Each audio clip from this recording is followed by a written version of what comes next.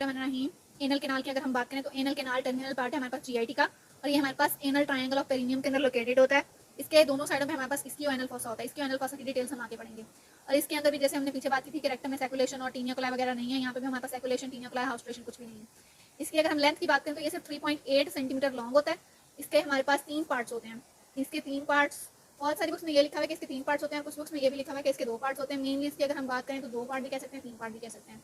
इसके हमारे पास 3 पार्ट कौन से होते हैं, यहाँ पे हमारे पास एनोरेक्टल जंक्शन है। एनोरेक्टल जंक्शन से नीचे ये हमारे पास ये इसका अपर पार्ट है 15 सेंटीमीटर, ये इसका लोअर पार्ट है 15 सेंटीमीटर, और ये इसका सबसे लोएस्ट पार्ट है अबाउट 0.8 सेंटीमीटर। तो ये हमारे पास 15 + 15 + 0.8 तो 30.8 सेंटीमीटर इसकी लेंथ हो गई। 30.8 मिलीमीटर, 15 mm, 15 mm और 0.8 mm, total 38 mm, 3.8 centimetre. Relations की बात करें तो ये हमारे पास एनस है। एनस के एंटीरियरली हमारे पास मेल्स में बल्ब ऑफ पीनस लोकेटेड है, और हमारे पास इसके अलावा पेरिनियल बॉडी लोकेटेड है। फीमेल्स में अगर हम देखें तो हमारे पास पेरिनियल बॉडी के साथ दूसरी क्या चीज़, ये हमारे पास पेरिनियल बॉडी लोकेटेड है, और ये हमारे पास lower end of vagina. Perineal anus के एंटीरियरली हमारे पास पेरिनियल बॉडी और lower end of vagina. Males में हमारे पास पेरिनियल बॉडी और बल्ब ऑफ पीनस। पोस्टीरियरली अगर हम देखें तो यहाँ पे हमारे पास एनोकॉक्सिजियल लिगामेंट है जो कि एनस से कॉक्सिस तक जाएगा। ये हमारे पास एनोकॉक्सिजियल लिगामेंट है जो कि एनस से टिप ऑफ कॉक्सिस तक जा रहा है, और टिप ऑफ कॉक्सिस इसके पोस्टीरियरली आएगी। अब बात करते हैं एनस के इंटीरियर सरफेस की। इंटीरियर सरफेस जो है हमारे पास वो 3 पार्ट्स के अंदर डिवाइडेड है बाय सम डिस्टिंक्ट फीचर्स। इसके अपर पार्ट के अंदर हमारे पास जो म्यूकोजा है वो रिजेस बनाता है, जिसको हम कहते हैं एनल कॉलम। ये हमारे पास एनल कॉलम्स हैं।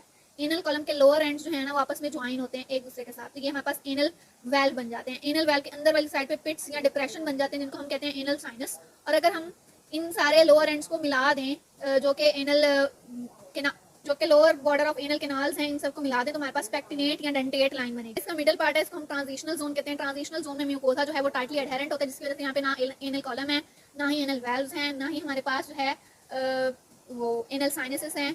इस पार्ट के लोअर एंड पे हमारे पास व्हाइट लाइन ऑफ हिल्टन मौजूद होती है, जिससे हमारे पास थर्ड जोन बनता है, जिसके नीचे से वो व्हाइट लाइन ऑफ हिल्टन जो है वो हमारे पास सबक्यूटेनियस पार्ट है लोअर बॉर्डर पे। व्हाइट लाइन ऑफ हिल्टन हमारे पास कहाँ पे बनती है, जहाँ पे ये हमारे पास एक्सटर्नल एनल स्फिंक्टर है, ये इंटरनल एनल स्फिंक्टर है। इंटरनल एनल स्फिंक्टर के लोअर बॉर्डर और subcutaneous part of external anal sphincter के जंक्शन पे हमारे पास बनती है white line of Hilton.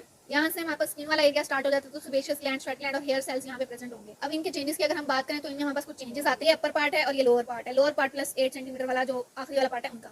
Upper part जो है वो एंडोडर्म से डिराइव्ड है, और जो हमारे पास लोअर पार्ट है वो एक्टोडर्म से डिराइव्ड है। एंडोडर्म मतलब जीआईटी वाली और एक्टोडर्म मतलब स्किन वाली। इसके अंदर हमारे पास सिंपल कॉलमनर एपिथेलियम होगी। इसके अंदर हमारे पास स्ट्रेटिफाइड कॉलमनर और स्ट्रेटिफाइड स्क्वैमस केराटिनाइज्ड एपिथेलियम जो कि स्किन की होती है वो होगी। इसके अंदर हमारे पास ब्लड सप्लाई सुपीरियर रेक्टल देगी जो कि पीछे से हाइंड की सप्लाई आ रही है, और इधर हमारे पास इंफीरियर रेक्टल आर्टरी देगी जो कि इंटरनल पेडेंटल की ब्रांच है। यहाँ पे हमारे पास यहाँ से वेनस ड्रेनेज जाएगी इंफीरियर मेसेंटेरिक से, इंफीरियर मेसेंटेरिक से पोर्टल वेन में, और यहाँ से हमारे पास जो सिस्टेमिक ब्लड सप्लाई जाएगी। इसको हमारे पास इंटरनल इलियक लिम्फ नोड में ड्रेन करेंगे, और ये हमारे पास सुपरफिशियल इंग्वाइनल लिम्फ नोड में ड्रेन आउट होगा। ऑटोनोमिक नर्वस सिस्टम और पैरासिम्पैथेटिक सिम्पैथेटिक सप्लाई आएगी, और यहाँ पे हमारे पास इंटरनल रेक्टल नर्व आएगी, इंफीरियर रेक्टल नर्व आएगी। इसके बाद हमारे पास यहाँ पे अगर हम बात करें तो अगर पाइल्स या हेमराइड्स होंगे तो वो पेनलेस होंगे, क्योंकि यहाँ पे हमारे पास ऑटोनोमिक सप्लाई है। यहाँ पे अगर हमारे पास पाइल्स या हेमराइड्स होंगे तो हमारे पास पेनफुल होंगे और एक्सट्रीमली पेनफुल होंगे, क्योंकि यहाँ पे हमारे पास सोमैटिक नर्व सप्लाई की वजह से। जो हमारे पास इंटरनल एनल स्फिंक्टर है, ये ऊपर वाले जो मसल्स हैं इन्हीं की थिकनिंग की वजह से बन रहा है, और जो एक्सटर्नल एनल स्फिंक्टर है इसके हमारे पास 3 पार्ट्स हैं, और ये वॉलंटरी कंट्रोल है और ये इनवॉलंटरी कंट्रोल है। इसके 3 पार्ट कौन कौन से, subcutaneous part, superficial part and deep part.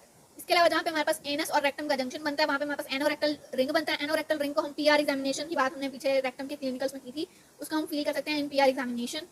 अगर हमारे पास ये जंक्शन डिस्ट्रॉय हो जाए या इसको कट लग जाए ड्यूरिंग सर्जरी तो यहाँ से रेक्टल इनकॉन्टिनेंस हो जाएगी, यानी कि फीकल मटेरियल जो है वो मुसलसल एनस में आता रहे। जो हमारे पास एनस है यहाँ पे वीनस प्लेक्सस डेंस होता है, और इसकी मेन पोजीशन अगर हमारे पास हो और पाइल्स में हो, हमारे पास 3 मेन पोजीशन होती है, 3 o'clock position, 7 o'clock position and 11 o'clock position. ये तीनों हमारे पास एक्सटर्नल पाइल्स की कंडीशन के अंदर या एक्सटर्नल हेमराइड्स की कंडीशन के अंदर इस कंडीशन में हमारे पास वेन्स प्रेजेंट करेंगी। क्लिनिकल्स की बात करते हैं। क्लिनिकल्स की अगर हम बात करें तो वो पाइल्स या हेमराइड्स इंटरनल भी हो सकते हैं, एक्सटर्नल भी हो सकते हैं। इंटरनल पाइल्स होते हैं वो ब्लीडिंग बहुत करते हैं पर पेनलेस होते हैं, और जो हमारे पास एक्सटर्नल पाइल होते हैं या प्राइमरी पाइल्स इनकी पोजीशन क्या होती है, 3, 7, 11। ये इंटरनल पाइल्स की टाइप्स हैं। 3, 7 और 11 o'clock पे इंटरनल पाइल्स हो सकते हैं।